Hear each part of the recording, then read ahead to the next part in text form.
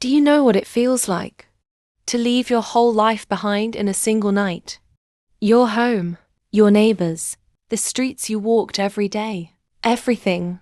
My name is not written in the scriptures. History remembers me only as the wife of Lot.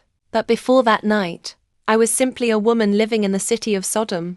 When we first lived near Sodom, life seemed peaceful. The land was rich, the markets were full, the city was growing.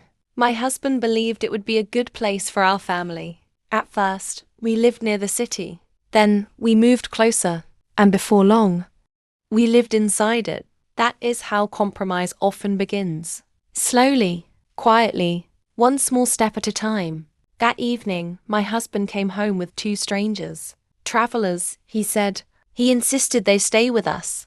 Something about them felt different. Calm, serious, almost otherworldly. But before the night was over, the entire city surrounded our house. Voices shouting, feet running through the streets, angry men gathering outside our door. Fear filled the room. Then suddenly, everything changed. The strangers revealed the truth. They were not ordinary men. They were angels. And they brought a message that made my heart sink. God had seen the wickedness of the city, and the judgment was coming. Leave this place, they told us. Take your family and run. Do not look back. Destroy the city? The words sounded impossible. This was our home. Our daughters grew up here. Our memories were here. How could everything end in a single night? But the angels did not speak like men who were guessing. They spoke with certainty. Morning was coming, and so was judgment. At dawn, the angels rushed us out of the city. My husband, our daughters, and me. They held our hands and led us outside the gates.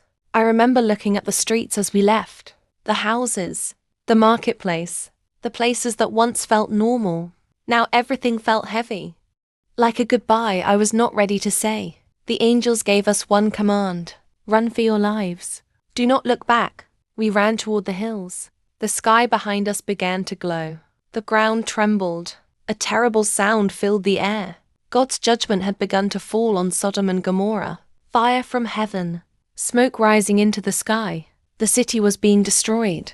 But we kept running, because we were told not to stop, not to turn, not to look back. But as I ran, my heart was still behind me. My memories, my friends, my home, everything I had known. Just one look, I thought. Just one last look. So I turned, and in that moment, my story ended.